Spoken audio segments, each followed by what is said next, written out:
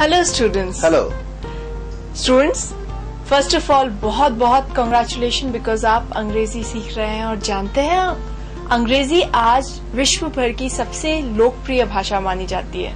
And I am sure आप इस sentence से ये भी समझ चुके हैं कि अंग्रेजी भाषा अत्यंत ही सरल भाषा है, इसीलिए तो दुनिया भर में जानी जाती है। पर हम भारतीयों को अंग्रेजी भाषा थोड़ी क्लिष्ट लगती है क्योंकि भारतीय भाषा और अंग्रेजी भाषा में एक बेसिक अंतर है। जानना चाहते हैं वो अंतर क्या है? तो चलिए चैटर्जी सर से पूछते हैं। Hello sir. हेलो। तो स्टूडेंट्स, हिंदी और इंग्लिश भाषा के अंदर एक जरा सी अंतर है। हम लोग जब हिंदी में बातें करते हैं, राम बाजार जाता है, मैं पढ़ता हूँ बुक, और पापा ऑफिस जा रहा है, मम्मी खाना पकाएगी, तो मैं क्या कर रहा हूँ, मम्मी खाना पकाएगी मतलब क्रिया, जो मेन क्रिया होता है, ये हम सेंटेंसेस के एकदम आखिरी में बोलते हैं। जबकि इंग्लिश में ऐसा नहीं है। इंग्लिश में कैसा होता है, मैं पढ़ता हूँ किताब, वो खेलता है फुटबॉल, और हिंदी में वो फुटबॉल खेलता है मतलब सब्जेक्ट के बाद ऑब्जेक्ट लगाकर उसके बाद क्रिया को हिंदी में बोला जाता है, जबकि इंग्लिश में सब्जेक्ट, क्रिया और ऑब्जेक्ट बोला जाता है। राइट? तो ये साधारण अंतर है। जब हम आगे डिस्कस करेंगे आप इसको बहुत अच्छी तरीके से समझ जाएंगे। तो शुरू करते हैं। सबसे पहले हम शुरू करेंगे वर्ब्स यानी क्रिया से। क्रिया का 4 रूप होता है, ये तो आप भी जानते हैं। गो, वेंट, गॉन, गोइंग।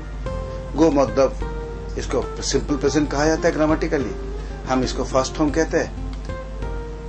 वेंट यानी सिंपल पास्ट जो ग्रामेटिकली कहा जाता है, और हम कहते हैं सेकेंड फॉर्म।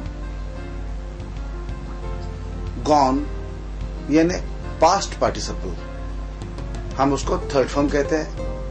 एंड गोइंग मतलब present participle. So first form, second form, third form, fourth form, simple present, simple past, past participle and present participle, ये चारों रूप होता है। Go, went, gone, going. Think, thought, thought, thinking. Play, played, played, playing.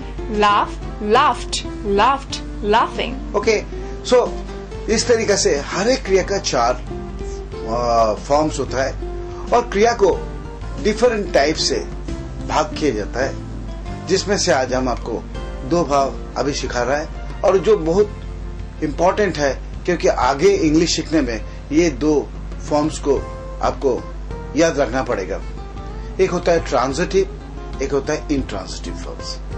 Transitive verbs वो verbs होता है जिसमें हमेशा एक ऑब्जेक्ट का जरूरत पड़ता है, अदरवाइज वो अधूरा क्रिया हो जाता है। जैसे कि मैं देखता हूँ, मैं सुनता हूँ, मैं पढ़ता हूँ। क्या पढ़ते हो, क्या सुनते हो, क्या देखते हो, इसके लिए एक ऑब्जेक्ट का जरूरत पड़ता है। जैसे मैं पिक्चर देखता हूँ, मैं रेडियो सुनता हूँ, मैं किताब पढ़ता हूँ। ये रेडियो, किताब, ये सब होता है ऑब्जेक्ट। ये ऑब्जेक्ट बिना ये क्रिया अधूरा रहता है। तो इस टाइप का कुछ क्रियाएं होता है, और कुछ क्रिया ऐसा होता है जिसमें ऑब्जेक्ट का जरूरत ही नहीं पड़ता है। जैसा गो, मैं जाता हूँ, कहाँ जाता हूँ, ये होता है, मगर क्या जाता हूँ ये नहीं होता है।